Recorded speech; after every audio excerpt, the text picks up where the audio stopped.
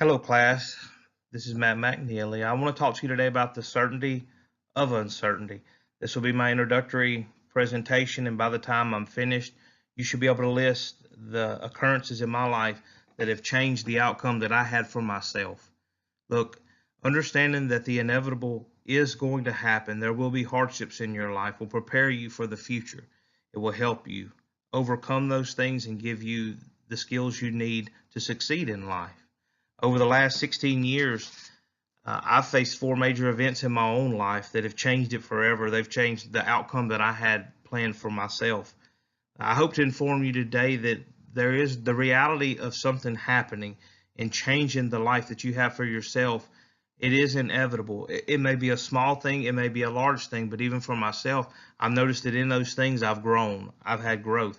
I'm sure that you yourself have already met adversity in your life, some things small, some things big, but irregardless, that has made you who you are today.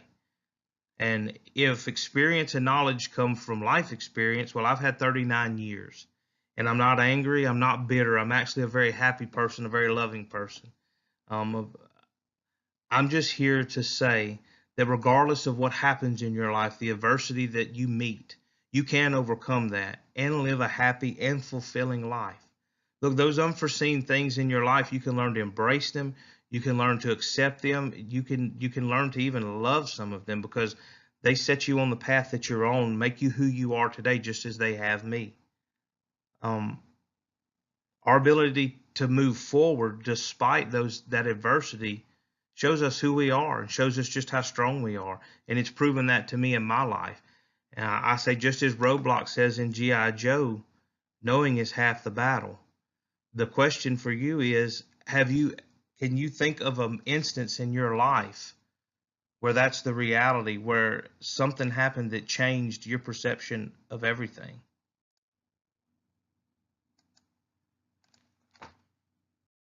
In 2003, my daughter Caitlin was born with spina bifida, and as per the graphic there, you can see that's actually her spinal cord that's outside of her body.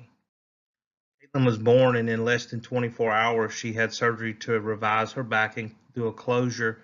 Then 5 days later, she had to have a shunt placed because the pressure inside of her brain was too high, and they needed to pump the cerebrospinal fluid off of her brain. In the ICU for 28 days. This is a clipping out of the newspaper in Lafayette that showed Caitlin there with her mom.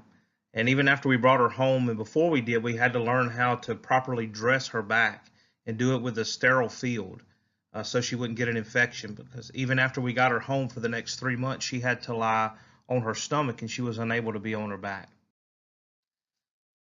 Which leads me to, in 2004, I had finally gotten to the point that I wanted to be in life. I had made it to a route service representative with Frito Lay. I was a potato chip man, but I loved my job. I made good money. I really, really enjoyed it. I won Rookie of the Year in 2004, but shortly thereafter, in October of the same year, I ruptured two discs in my back.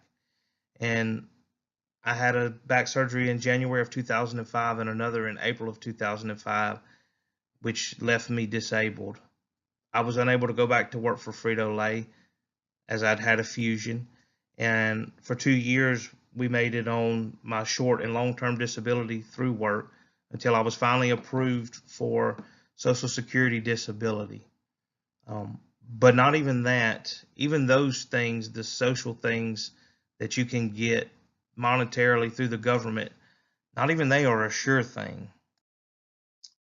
In January 11th, 2018, I had a doctor's appointment and I went to the doctor's appointment. It was for Social Security to reassess my disabled status.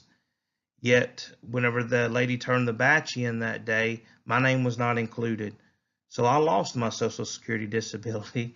And in February, I received this notice that you see here that let me know that I was also going to lose Medicare, which was my insurance.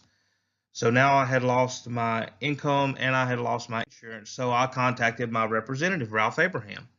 And this is the letter that he sent to them and then to me to show that he was trying with everything that he had to get my insurance and my pay back. Even now, though, after 11 months, it still has not been fixed. There are aspects of it that have been, but even during this time, I have been diagnosed with a pilonidal cyst with a secondary fistula. My daughter almost amputated her middle toe on her left foot, which required 3.5 months of casting. And my son found out he has a medical disability that is congenital, just as mine is. This is the letter that my wife and I received, letting us know that Ethan was going to be medically discharged. He left here August the 20th, 2018, on his way to Fort Jackson, South Carolina. 3 weeks into 10 weeks of basic training, he was unable to do the supine bicycle because he couldn't straighten his left leg. And they sent him to the hospital.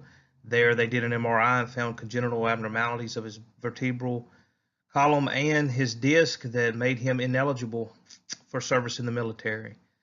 His desire of his heart was to be in the military, and this news was very, very hard for me as a parent, and it's just another thing that I had to overcome. Ultimately, it comes down to highs and lows, peaks and valleys. We're going to persevere either way. That's what we have to purpose in our heart, is perseverance. There's going to be things that happen in life, just as with my daughter, with my son, with myself, they're going to be lifelong. There are going to be others just like the disability and the insurance. They're going to come, they're going to go. But knowing that it can come and understanding that you can overcome that will ensure that you're ready to be successful regardless of what comes your way. You can't let that deter you from the ultimate goal, regardless of how you have to go about getting to that place.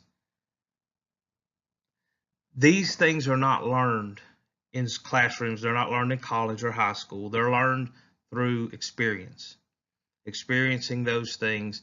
And all I want to do is to express to you that the adversities in my life, the things that I've had to overcome in my life, have made me and molded me into who I am, a 39-year-old man with a family, a wife and kids, that has 61 hours of college experience, a man who thought he would never go to college.